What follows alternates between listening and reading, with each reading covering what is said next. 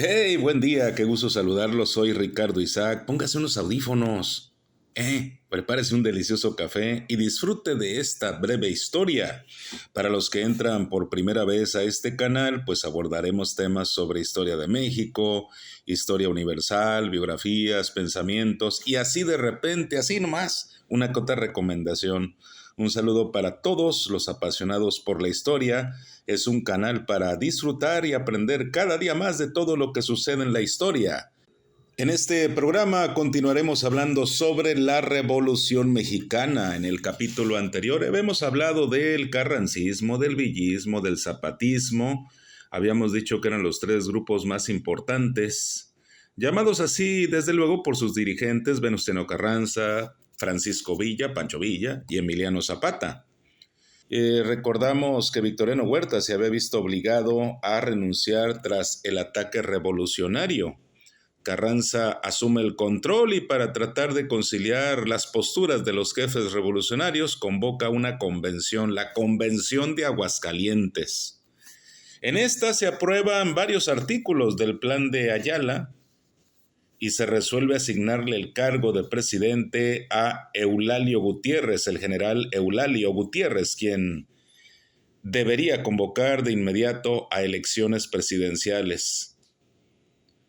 Carranza se niega a aceptar los acuerdos de la convención y en noviembre de 1914 pues se declara en rebeldía. Sus generales lo apoyan. La convención ordena a los ejércitos de Pancho Villa y de Emiliano Zapata que avanzaran sobre la Ciudad de México. Las diferencias entre los ejércitos campesinos y los generales se convirtieron en una guerra pues muy fuerte, una guerra sin cuartel. El ejército constitucionalista sale de la Ciudad de México bajo el mando de Álvaro Obregón y se dirige a Veracruz. El ejército carrancista ocupaba una zona limitada del territorio nacional. Contaba con un aliado importante, Estados Unidos, que lo provee de armas, de municiones, de cartuchos. Los ejércitos de Pancho Villa y Emiliano Zapata llegan a México y el general Eulalio Gutiérrez, presidente nombrado por la convención, establece ahí su gobierno, pero este nuevo gobierno pues no tenía rumbo, no sabía qué rumbo tomar.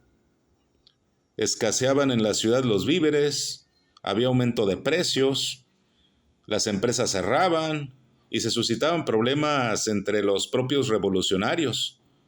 Sin un programa de gobierno y sin saber cómo solucionar tantos problemas, el presidente y su gabinete renuncian a sus cargos. Los ejércitos campesinos luchaban por la tierra, pero no había idea de cómo solucionar los problemas económicos, sociales, políticos, en un México en que se insertaba en la dinámica mundial.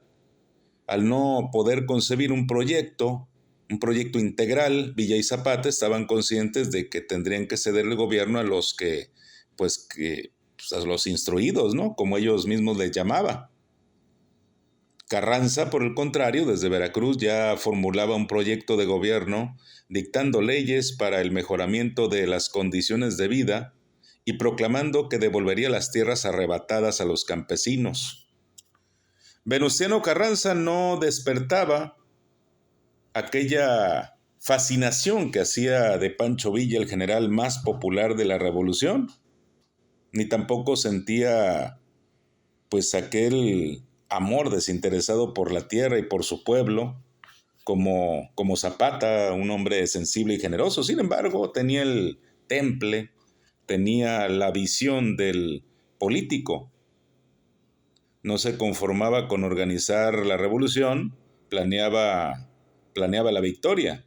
Prepara entonces un proyecto de gobierno apoyado por el ejército constitucionalista bajo el mando del general Álvaro Obregón.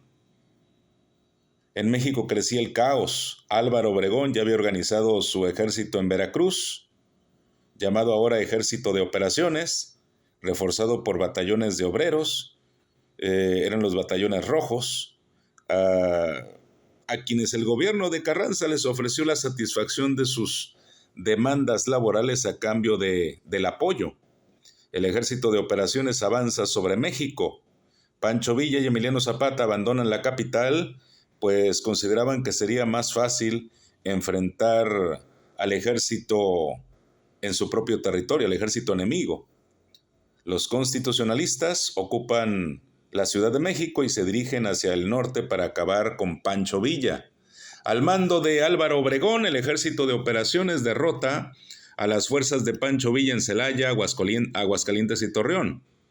Fueron batallas muy difíciles, largas, terribles, en las que con alambradas de púas y trincheras, que era la última moda de la guerra pues en Europa, destrozan a la invencible caballería de Pancho Villa. Carranza dominaba la mayor parte de la República, con excepción de la Sierra de Chihuahua, donde Pancho Villa continuaba luchando, y del estado de Morelos, donde Zapata estableció un gobierno campesino. En ese momento, un sinnúmero de caudillos y caciques eran dueños de vidas y de grandes regiones, y pues no hacían caso ni de leyes, ni de reglas o tradiciones. Era necesario redefinir las relaciones sociales, por lo que cuando Carranza y sus seguidores consideran que el triunfo sobre los rebeldes estaba cerca, deciden plasmar las transformaciones y logros de la revolución en una nueva constitución. Con esto se organizaría y consolidaría el Estado mexicano y además se clausuraría el periodo revolucionario, acabando con el caudillismo. Entonces, en noviembre de 1916 se convoca un Congreso Constituyente en Querétaro. En este Congreso participan abogados, médicos, militares, maestros, pero fueron pocos los representantes de obreros y campesinos. El gobierno de Carranza presentó un proyecto en el cual se incluían algunas reformas relativas a la organización política del país, pero el poder presidencial aparecía fortalecido con la ampliación de atribuciones del Ejecutivo y la disminución de la supremacía del Legislativo. El Congreso aprueba esa orientación presidencialista, otorgando al primer mandatario los títulos adicionales de jefe del Estado mexicano, jefe de gobierno y jefe de las Fuerzas Armadas.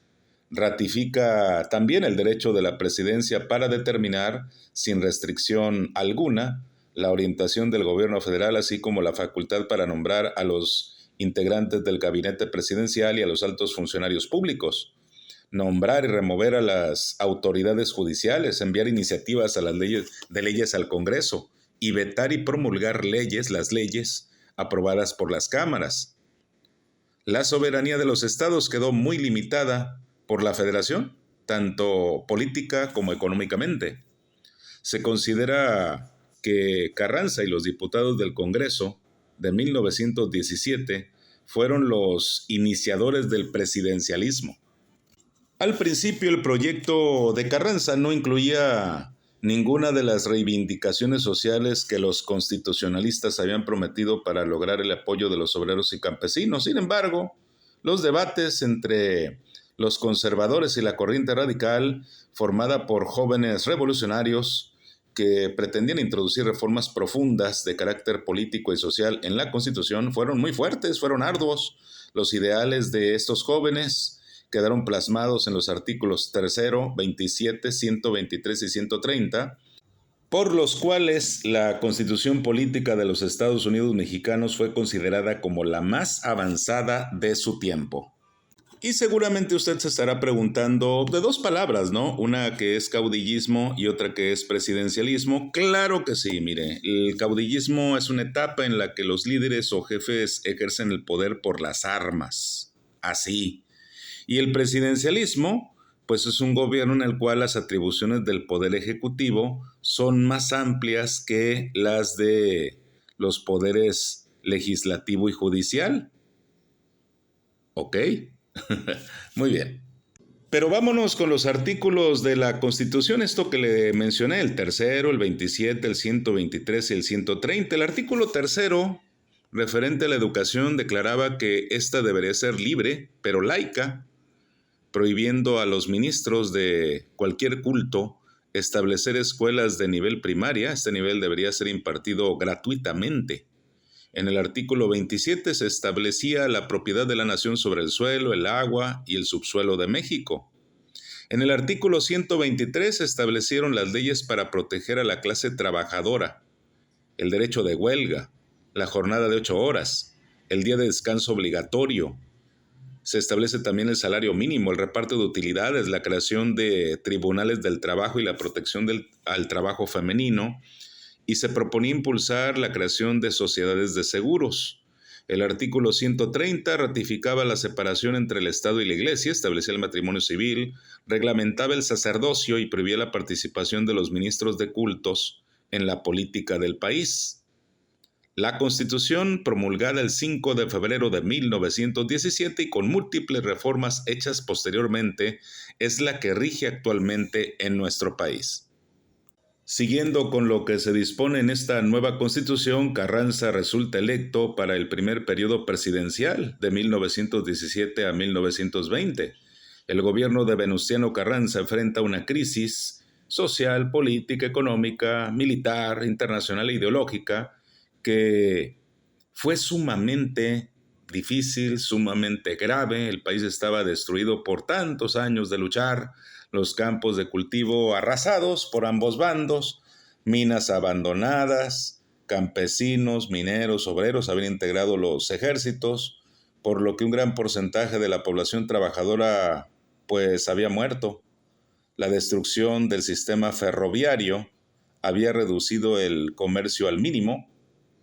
El dinero de los bancos confiscado o había sido sacado del país por burgueses que temían al desenlace de la guerra.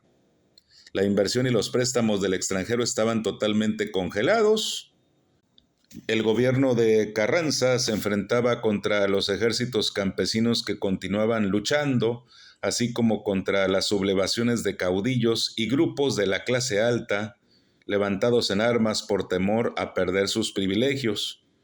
Muchos problemas. Pese a ello, Carranza logra organizar un gobierno fuerte apoyándose en la Constitución cuando así convenía a sus intereses y la ignoraba cuando consideraba necesario. Reincorpora a antiguos funcionarios porfiristas y huertistas, devuelve tierras a viejos terratenientes, combate a zapatistas y a los villistas también con el objeto de consolidar su poder, liquidar a los grupos armados opositores, restablecer la paz y reestructurar el aparato legal y administrativo del gobierno.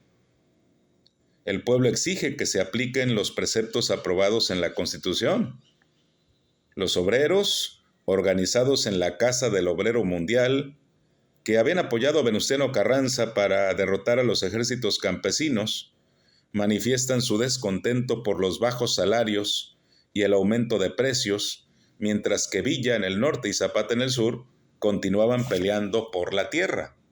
El movimiento obrero es reprimido y después se le somete. Sus asambleas fueron disueltas, sus locales ocupados por el ejército y sus dirigentes fueron a la cárcel. Venustiano Carranza, que buscaba implantar el corporativismo en el movimiento, es decir, organizar a los obreros bajo una corporación controlada por el Estado, promovió la formación de la Confederación Regional Obrera Mexicana, la CROM, bajo la dirección de Luis N. Morones, la cual afilió en forma gradual a un buen número de trabajadores.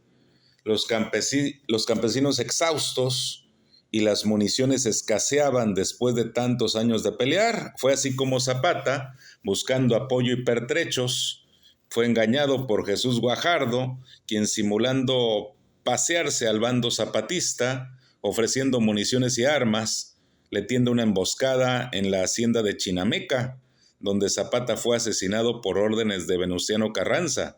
Los combatientes que quedaban entregaron las armas y la tierra, y los ingenios comenzaron a ser devueltos a los antiguos dueños.